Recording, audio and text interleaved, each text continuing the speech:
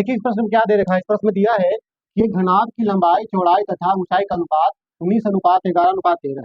ठीक है, घनाभ के बारे में दिया है। ठीक है, क्या दिया हुआ है, एल अनुपात बी अनुपात ए। कितना दिया हुआ है, तो कह रहे हैं कि सर दिया हुआ है 19, 11 और 13। 19, 11 और 13, तो यहाँ दिया हुआ 19 और यहाँ दिया हुआ 11 और यहाँ दिया हुआ 13। एक बात पता है ना आपको, जब अनुपात में देता था तो क्या लगा देते थे, एक्स लगा देते थे, लगाते थे ना। तो यहाँ क्या लगा सकते हैं, 19x और यहाँ क्या 11x और यहाँ क्या 13x, देख सकते हैं, कोई दिक्कत नहीं सर। चलिए, और ये सब अनुपात में है। लेकिन एक बात देखिए क्या कहता है, यदि लंबाई ऊंचाई से 30 सेंटीमीटर क्या हो, अधिक हो। लंबाई किससे अधिक है, ऊंचाई से।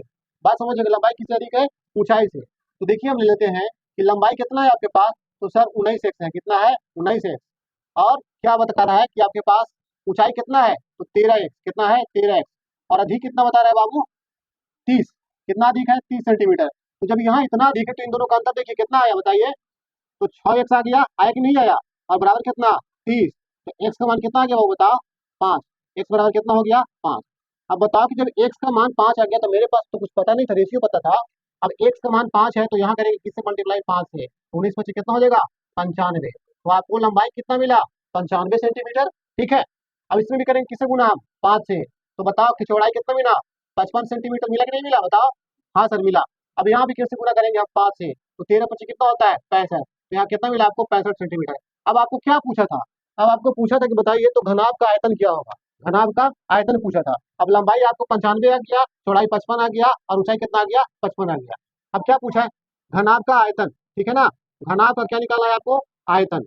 तो घनाभ का आयतन क्या होता है बताइए, घनाभ का आयतन क्या होता है। तो कहेंगे कि सर होता है आयतन क्या, बताइए। एल गुना बी गुना क्या होता है, एच होता है। एल कितना आ गया आपके पास, 95 सेंटीमीटर। बी कितना है आपके पास, 55 सेंटीमीटर। और एच कितना है आपके पास, 65 सेंटीमीटर। मात्रा किस में हो जाएगा, सेंटीमीटर क्यूब में, क्योंकि निकाल रहे हैं क्या, आयतन। अब इसको गुना करना है, तो गुना करना बहुत भारी बात है कि नहीं। तो गुना करते थोड़ा स्मार्ट तरीका से, थोड़ा थोड़ा बस दिमाग लगाइएगा। अभी 95 को क्या लिख सकते हैं बाबू, 90 प्लस 5, या 100 माइनस भी 5 लिख सकते हैं। नहीं, तो इसको लिख देते हैं क्या हम, 100 और माइनस कितना लिख देते हैं, 5। ठीक है, और गुना कितना लिख देते हैं यहाँ पे बताइए, 5 55 लिख दे, 50 प्लस 5 लिख देते हैं, कोई दिक्कत, कितना लिख सकते हैं। हाँ, और इसको 65 को 65 छोड़ दीजिए। आपको सिखा रहे हैं कि शॉर्ट में कैसे गुना करते हैं। ठीक है, अब देखिए यहाँ से क्या करते हैं, 100 को गुना करेंगे 50 से, तो 5 पर क्या जीरो हो जाएगा, 3 जीरो होगा कि नहीं होगा। ठीक है, अब 100 को गुना करेंगे किससे हम, 500 से, सॉरी 5 से, तो कितना हो जाएगा, प्लस यहाँ पे 500 होगा कि नहीं होगा। हाँ सर होगा। माइनस 5 को गुना करेंगे 50 से, तो क्या हो जाएगा, 250 होगा। हाँ होगा सर। और माइनस 5 को गुना करेंगे 5 से, तो क्या होगा, -25 हो जाएगा। और इतना को ब्रैकेट कीजिए और गुना कितना डालिए, अभी भी इतना गुना है 65 सेंटीमीटर क्यूब, है कि नहीं। अब देखिए यहाँ से जो करता है कीजिए। अब देखिए 5000 और 500 कितना हो गया, 5500। और 5500 में से कितना घट जाएगा, 200। कितना हो जाएगा, 5500 में से कितना घटेगा बताइए, 275 घटा देना पड़ेगा, घटाना पड़ेगा ना। तो जब 275 घटा को लिखेंगे यहाँ पे तो क्या आ जाएगा, 65 सेंटीमीटर क्यूब है ना ये। अब यहाँ देखिए लिखते हैं, यहाँ से घटाते हैं, तो घटाएंगे तो कितना हो जाएगा, पीछे जाएगा तो कितना बचेगा, 5 बचेगा। बचेगा कि नहीं बचेगा, 5 बचेगा। और उसके बाद देखिए फिर से 9 में से 7 गया तो कितना बचेगा, 2 बचेगा। बचेगा कि नहीं बचेगा यहाँ से। उसके बाद कितना बचेगा, 4 में से 2 गया तो कितना बचेगा, 2 बचेगा। और आगे कितना बचेगा, 5 बचेगा, 5 बचेगा ना। इतना आ गया। अब इतना में किससे गुना करना है आपको, 65 से गुना करना है। चाहे तो फटाफट गुना किसी तरीके से करें, बस हम समझाने के लिए बता रहे हैं। अब 65 से गुना करना है तो इसको बड़ा आराम से कीजिए, कितना लिखिए, 52 25 और गुना क्या, 60 प्लस कितना, 5 लिख सकते हैं। हाँ सर लिख सकते हैं, सेंटीमीटर क्यूब। बस ध्यान दीजिए, यहाँ से एक जीरो उतार दीजिए, 6 5 30 की जीरो, 6 दूनी के 12 और 3 15 की 5 होगा ना। और 6 दूनी के 12, 12 एक 13 की 3, 6 5 30 और 1 31। ठीक है, और प्लस यहाँ देखिए, प्लस क्या करें, 50 25 की 5, 50 25 की 5 और 5 दूनी के 10, 11 की 1, 12 की 2 और 5 दूनी के 10, अब 1 11 की 1, 50 25 और 1 26। जरा ध्यान से देखिए, यहाँ 31,000 है और यहाँ 2,000 है, तो कुल कितना हजार हो रहा है, 33,000 हो रहा है। कोई 30,000 से बेसी को, 30,000 से बेसी कोई है इसमें, एक ऑप्शन है, क्या है, ऑप्शन नंबर डी। यानी कि आंसर तो आपको यही होगा, यानी जोड़ लीजिए तो कितना हो जाएगा, 33 9 6 2 5, यही क्या हो जाएगा सेंटीमीटर क्यूब, आपका क्या आ जाएगा आंसर हो जाएगा। बात समझ में आया? तो यही क्या हो जाएगा आपका आंसर हो जाएगा। देख लिए कैसे बनाते हैं इसको, इसको इस तरह कैसे बनाते हैं, हमको पता नहीं था, हम निकाल लिए, ठीक है। अब चलिए अगला प्रश्न पर ध्यान दीजिए। अगला प्रश्न क्या लिखा हुआ है, कहते हैं कि यदि एक घनाभ की भुजा 12 सेंटीमीटर है तो घन का आयतन क्या होता है, सॉरी घन का भुजा, तो घन का आयतन पूछ रहा है।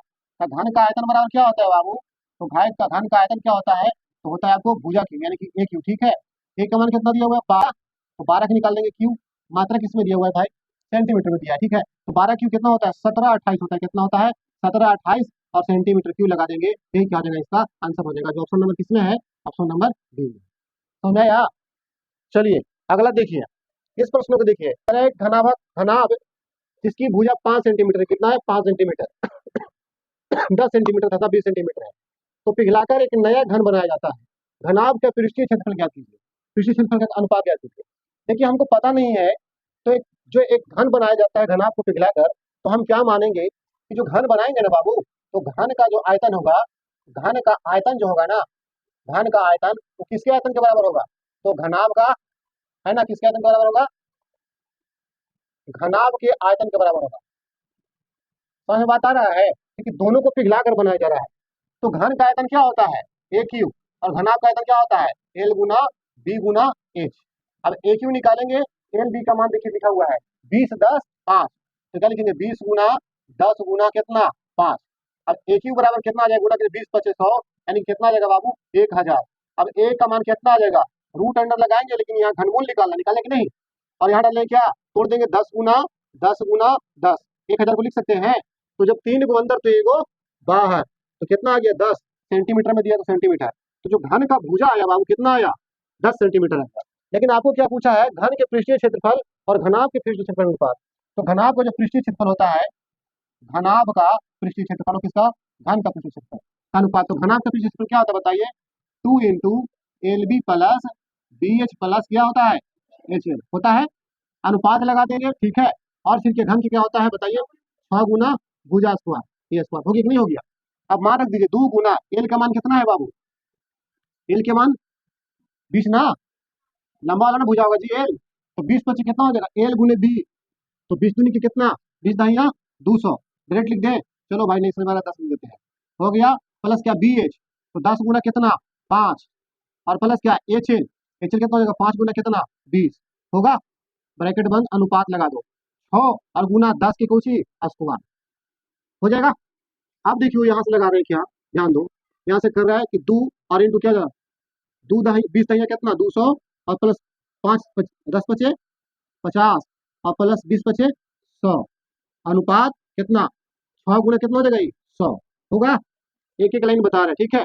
अब यहाँ ध्यान दो बाबू, जरा क्या कर सकते हैं इसको, हम लिख सकते हैं 2 और गुना, देखो 100 और 200 300, और 50 कितना 350, और अनुपात कितना हो जाएगा 600 होगा कि नहीं, 600 होगा। अब 600 होगा तो ध्यान दो, यहाँ से एक जीरो काट दे क्या, हाँ सर काट सकते हैं, काट सकते हैं।